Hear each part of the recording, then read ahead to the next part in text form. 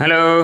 देखिए, हम लोग वीडियो की तैयारी कर रहे हैं और इसमें हमारे चैनल पे आपको तीनों सब्जेक्ट मिलना स्टार्ट हो गया है। हिंदी, रीजनिंग और जीके जीएस के सारे क्वेश्चन आपको प्रैक्टिस कराए जा रहे हैं और हमने भी तैयारी को तेज़ कर दिया है ताकि आप लोग जितना भी आप लोग मेरे चैनल से जुड़े हैं अच्छे से तैयारी कर पाएँ, या फ्री मेंबर हो या पेड मेंबर हो, दोनों लोगों के लिए लाभदायक हो।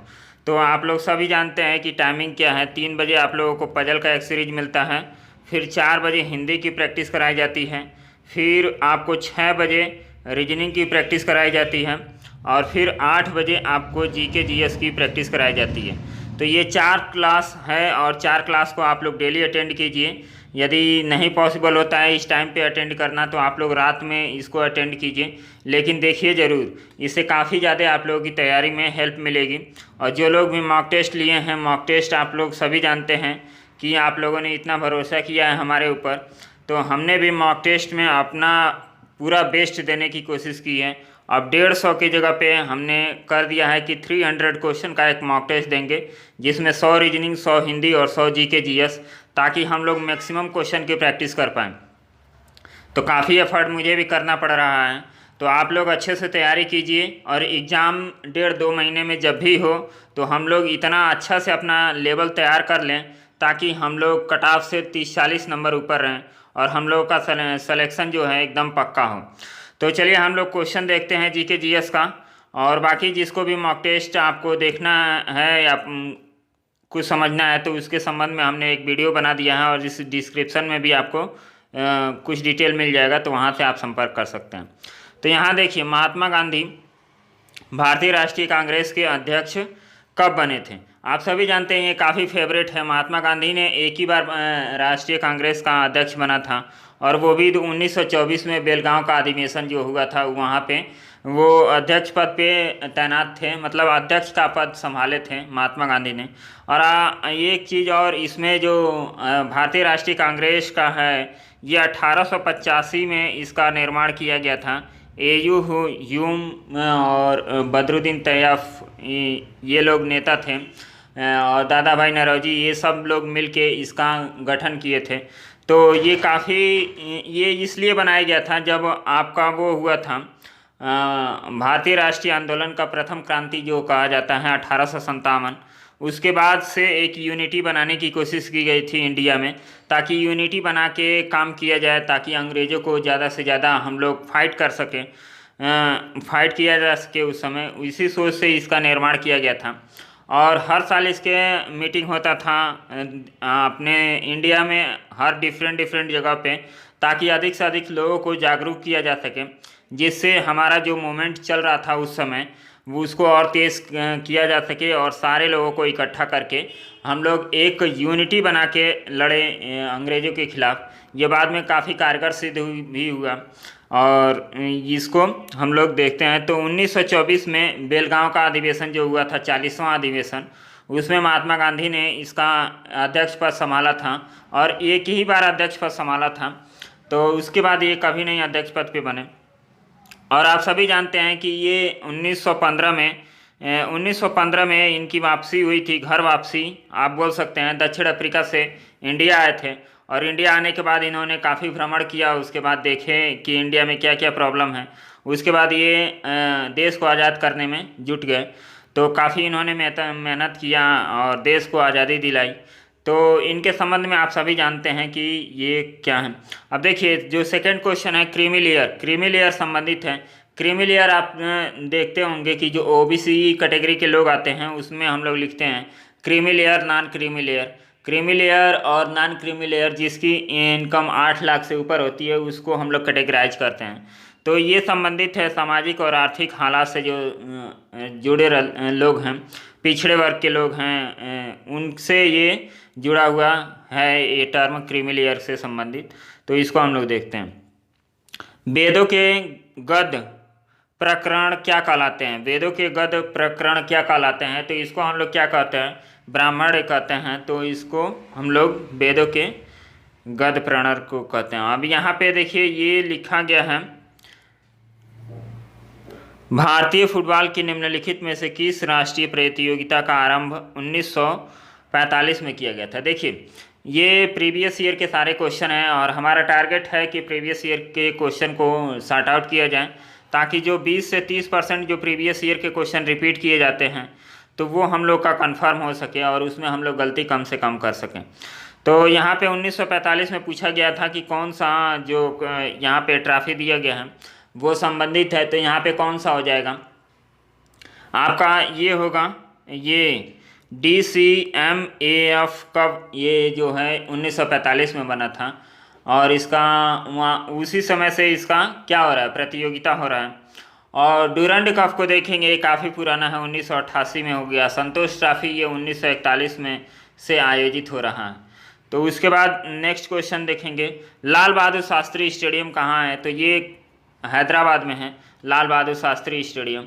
और मोटेरा स्टेडियम आप लोग सभी जानते हैं, जहाँ ट्रम्प आए थे और नमस्ते इंडिया कहे थे, तो वो मोटेरा स्टेडियम को हम लोग नरेंद्र मोदी स्टेडियम भी इस समय कहने लगे हैं। तो ये कहाँ है आप सभी जानते हैं, ये गुजरात में स्टेडियम बना है। और इस समय दुनिया का सबसे बड़ा दूसरा स्टेडियम, मतलब दुनिया का दूसरा सबसे बड़ा स्टेडियम कहाँ बन रहा है, ये आप सभी जानते होंगे कि जयपुर में बनाया जा रहा है। तो ये लाल बहादुर शास्त्री स्टेडियम हैदराबाद में हो गया। मोटेरा स्टेडियम जिसको हम लोग नरेंद्र मोदी स्टेडियम भी कहते हैं, तो ये गुजरात में है।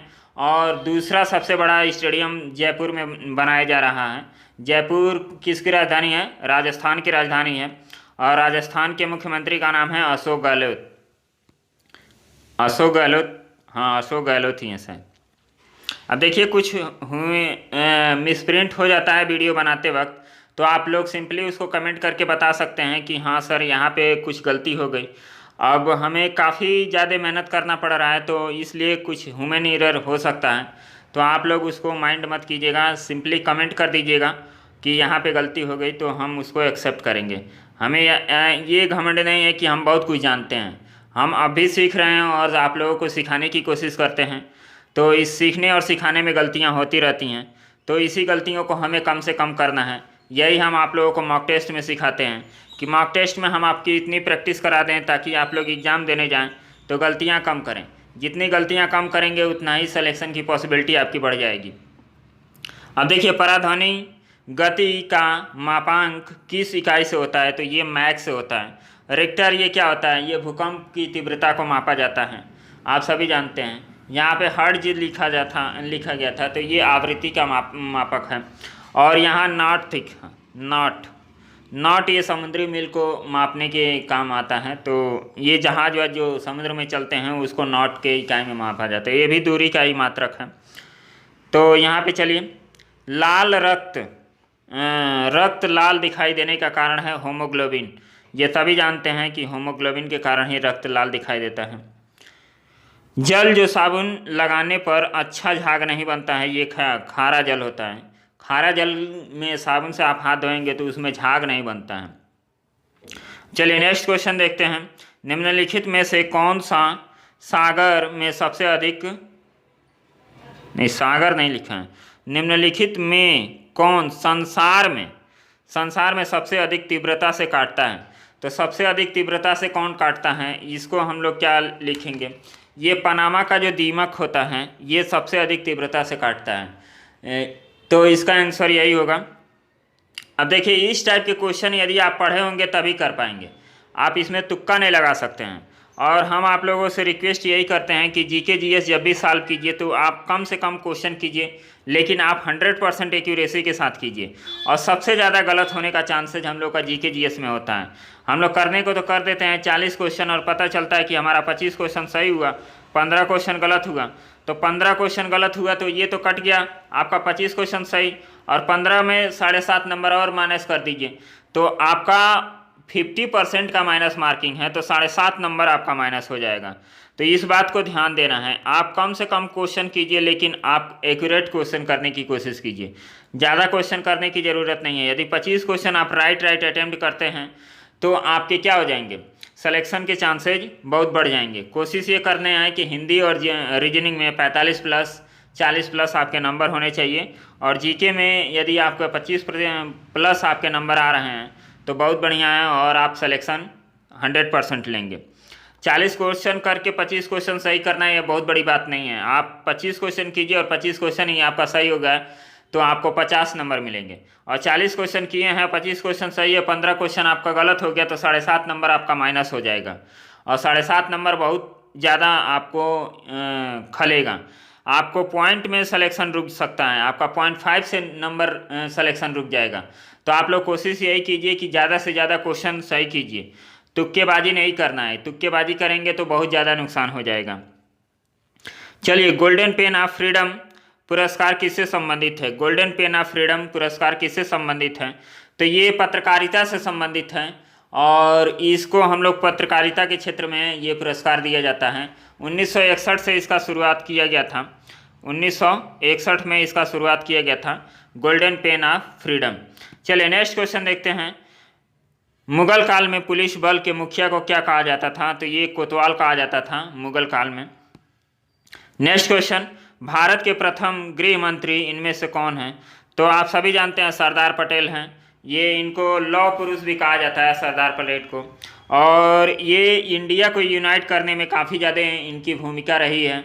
ये जैसे रियासतों में अलग अलग बटी थी, जब देश आज़ाद हुआ था तो अलग अलग रियासतों में देश बटा हुआ था, तो उसको यूनाइट करने का काम ये काफ़ी अच्छे से किए हैं सरदार वल्लभ भाई पटेल।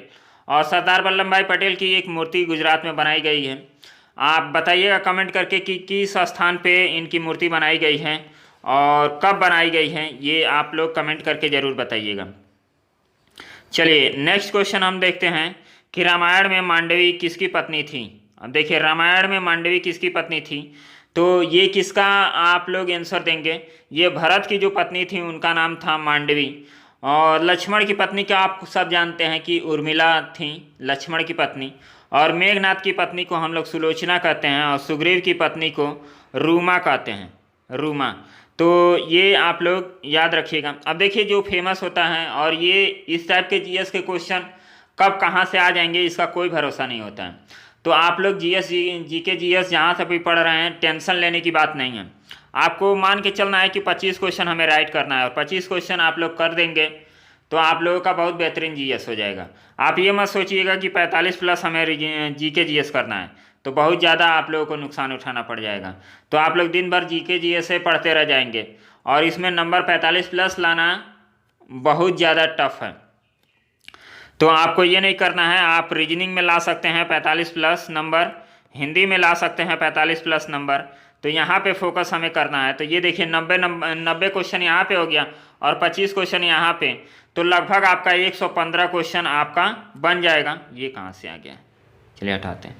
अब देखिए लगभग आपका 115 क्वेश्चन बन जाएगा और 115 क्वेश्चन का मतलब 230 नंबर, और 230 नंबर से आप लोग ज़्यादा रहेंगे तो सिलेक्शन आपका कोई नहीं रोक पाएगा। तो आप लोग कोशिश कीजिए कि जीके जीएस पढ़िए, उसमें तुक्केबाजी मत कीजिए, जितना आता है उतना ही कीजिए।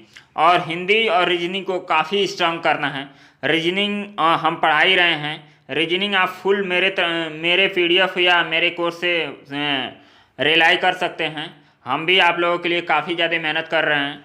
तो आप सभी जितने भी मेरे साथ जुड़े हैं, तो आप सभी का हमारा टारगेट है कि आप लोग कितना भी कमज़ोर रहेंगे, जो हम बता रहे हैं उस टाइप से आप लोग करेंगे तो आप लोगों का 40 प्लस 45 प्लस आना काफ़ी आसान हो जाएगा। और हिंदी आप लोग सब अपने लेवल से भी पढ़िए, हम जो पढ़ा रहे हैं उससे भी पढ़िए, और जीके जीएस आप लोग सब पढ़ते रहिए। तो इन दोनों सब्जेक्ट में आप जम के मेहनत कीजिए और रीजनिंग और जीके जीएस को भी आप लोग अच्छे से फॉलो कीजिए। जो गौरव सर की हमने वीडियो बताई हैं, जो उत्कर्ष में पढ़ाते हैं, उनका वीडियो आप लोग फॉलो करते रहिए। वो काफ़ी अच्छा बताते हैं। करंट अफेयर हो गया, स्टैटिक्स हो गया, वो सब कुछ अच्छा बताते हैं। और प्रवीण सर का वीडियो आप लोग यूट्यूटेरिया पे देखते रहिए। पॉलिटी का, इकोनॉमिक्स का हो गया और हिस्ट्री ज्योग्राफी, वहाँ से आप लोग कवर कर लीजिए। बाकी आप लोगों को और कोई चैनल बेस्ट लगता है तो वहाँ से पढ़िए।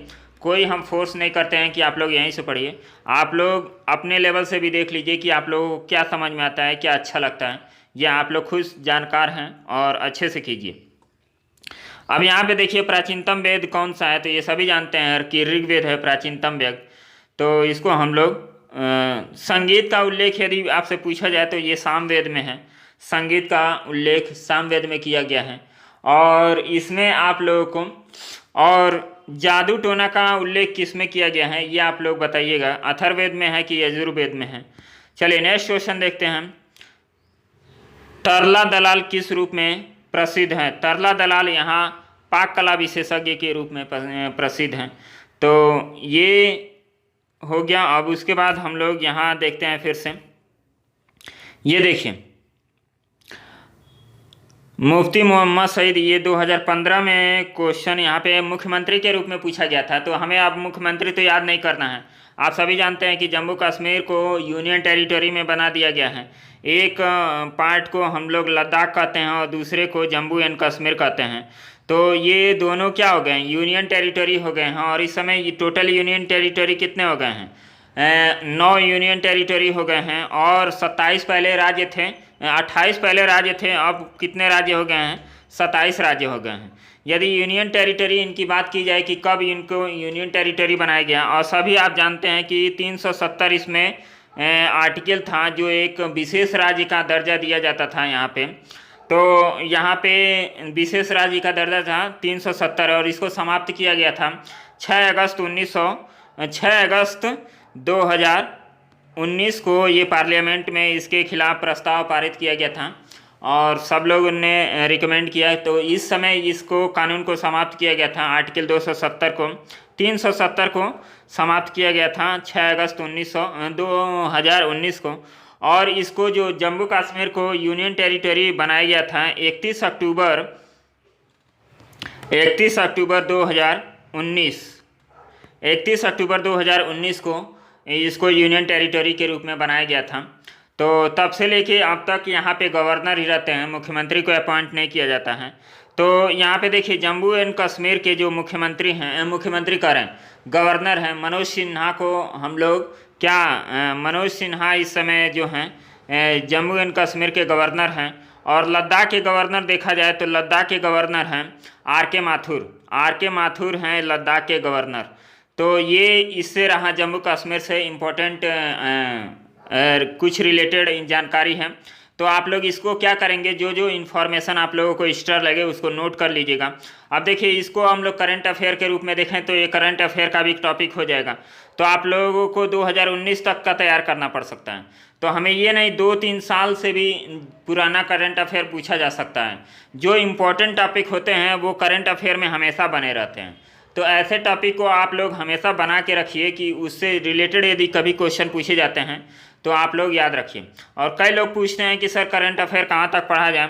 तो करंट अफेयर केवल 1 साल का पढ़िए, बाकी आपको 1 साल के बाद का जो भी करंट अफेयर इम्पोर्टेंट लगता है उसको आप लोग नोट डाउन कर लीजिएगा।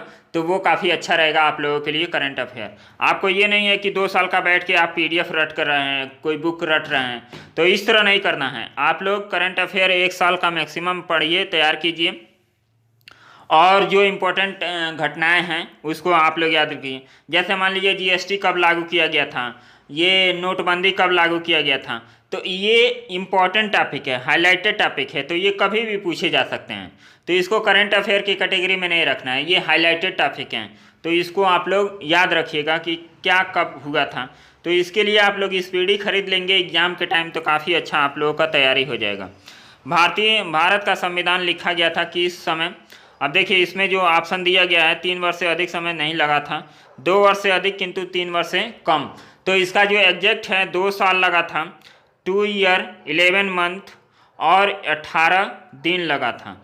तो 2 साल 11 महीना 18 दिन में ये भारत का संविधान बन के तैयार हुआ था। इसमें 114 दिन की बहस की गई थी और इसको जब लागू किया गया था 26 नवंबर 1949 को ये लागू कर दिया गया था। और इस समय कई आर्टिकल को पब्लिश कर दिया गया और उसके बाद जो बचा कुचा था वो 26 जनवरी 1950 को पूरी तरह से संविधान को लागू कर दिया गया।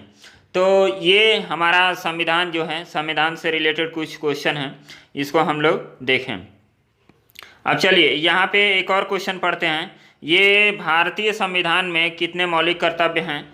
तो कितने मौलिक कर्तव्य हैं? 11 मौलिक कर्तव्य हैं। और आप सभी जानते हैं कि मौलिक कर्तव्य से संबंधित एक सरदार स्वर्ण सिंह की समिति बनी थी। जो संविधान का 42वां संशोधन हुआ था उसी में इसको जोड़ा गया था मौलिक कर्तव्य को। और सरदार स्वर्ण सिंह की समिति आप लोगों से पूछा जा सकता है कि किससे संबंधित है। तो ये मौलिक कर्तव्य कर रहे हैं, मूल कर्तव्य से संबंधित है सरदार स्वर्ण सिंह की समिति। और ये इसको 42वें संविधान संशोधन में जोड़ा गया था। ये भाग 4 क में इसको ऐड किया गया है, भाग 4 क में इसको ऐड किया गया है मूल कर्तव्य को।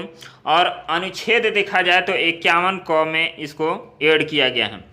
और ये एनसीईआरटी की आप बुक देखेंगे तो एनसीईआरटी के बुक में भी आप लोगों को मेंशन किया गया है कि मूल कर्तव्य को कितना है, वहाँ पे सब आपको डिटेल मिल जाएगा। चलिए अब यहाँ पे और आगे क्या क्वेश्चन है, शिवकिला दर्रा हिमालय के किस घाटी में? तो ये काफ़ी फेमस है, सतलज की घाटी में है शिवकिला। और जो तिब्बत का एरिया है, जैसे ये एरिया है तिब्बत का, यहीं से मानसरोवर झील से शायद ये आता है जो। और यहाँ पे जो इंडिया और तिब्बत का जो बॉर्डर है वहीं पे ये शिवकिला दर्रा है और इसी के थ्रू प्रवेश करता है ये सतलज नदी और इंडिया में आता है। और उसके बाद ये पाकिस्तान होते हुए कराची के पास ये चला जाता है, इसका समाप्ति हो जाता है। तो शिवकिला दर्रा ये सतलज नदी से संबंधित है।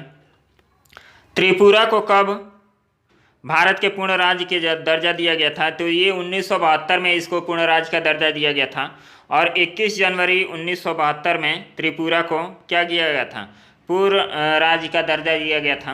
और कि इस समय वर्तमान में त्रिपुरा के सीएम कौन हैं? और आप लोग इसको ज़रूर बताइएगा कमेंट करके। और हम जो आप लोगों से क्वेश्चन पूछते हैं तो उसको आप लोग कम से कम बताया कीजिए कमेंट में। और आप लोगों को वीडियो कैसा लगता है ये भी आप लोग कमेंट में बताइए। और आप लोग चैनल को सब्सक्राइब नहीं करते हैं, ये बहुत अच्छी आदत नहीं है। हम आप लोगों के लिए इतना मेहनत कर रहे हैं तो आप लोग चैनल को सब्सक्राइब कर लीजिए और थोड़ा अपने दोस्तों में शेयर कीजिए ताकि इस चैनल को और बढ़ाया जा सके, ताकि आप लोगों को और ज़्यादा से ज़्यादा फ़ायदा हम दे सकें। तो चलिए मिलते हैं नेक्स्ट वीडियो में, तब तक के लिए धन्यवाद। आप लोग पढ़ते रहिए और जिसको भी मॉक टेस्ट चाहिए वो डिस्क्रिप्शन में लिंक दिया है, उस नंबर पे आप लोग कांटेक्ट कर सकते हैं। मॉक टेस्ट का फीस हमने काफ़ी अच्छा रिलायबल रखा है 500। यदि केवल आप लोग रीजनिंग पढ़ना चाहते हैं तो रीजनिंग के लिए आप लोग केवल 300 पे कर सकते हैं। और देखिए आप लोग इसको इंस्टॉलमेंट में भी दे सकते हैं। जैसे आप लोगों के पास 500 नहीं जुट रहा है, कई लड़के बोल रहे हैं कि सर जी 500 हम लोग नहीं पे कर पाएंगे एक बार में, तो आप लोग देखिए आप लोग थोड़ा थोड़ा अमाउंट करके भी पे करेंगे तो आप लोग पे कर लेंगे। इतना हम आप लोगों को छूट दे रहे हैं और आप लोगों के हेल्प के लिए हम सारी कोशिशें कर रहे हैं ताकि आप लोगों के पास बेस्ट से बेस्ट कंटेंट पहुंच सके। और इसमें आप लोग सभी जानते हैं कि हमने आप मेरे ऊपर विश्वास किए हैं, तो ये 300 क्वेश्चन का मॉक टेस्ट अब हम तैयार कर रहे हैं, जिसमें आप लोगों को 100 रीजनिंग, 100 हिंदी और 100 जीके जीएस के क्वेश्चन मिलेंगे। वीक में एक बार आप लोगों को मॉक टेस्ट दिया जाएगा और आप लोगों को एक दिन पहले मॉक टेस्ट मिल जाता है, उसके बाद उसका सॉल्यूशन आप लोगों को दिया जाता है। तो काफ़ी ज़ोर शोर से मेहनत करना है और मेरी कोशिश यही है कि जितने लोग इस चैनल से जुड़े हैं वो सब के सब वीडियो बने और मैक्सिमम लोगों को सलेक्शन दिलाना मकसद है कि वीडियो में ज़्यादा से ज़्यादा लोग सलेक्शन लें और अच्छे से अपने लाइफ को बेहतर बनाएं और आगे की लाइफ और जर्नी को बेहतर करें। तो चलिए मिलते हैं नेक्स्ट वीडियो में, तब तक के लिए बाय, धन्यवाद। हंसते रहिए, मुस्कुराते रहिए और बिंदास पढ़ते रहिए। टेंशन लेके नहीं पढ़ना है, जो हो गया सो हो गया। अब अपनी लाइफ को बेहतर बनाना है और पढ़ाई बिंदास करना है। चलिए मिलते हैं, धन्यवाद।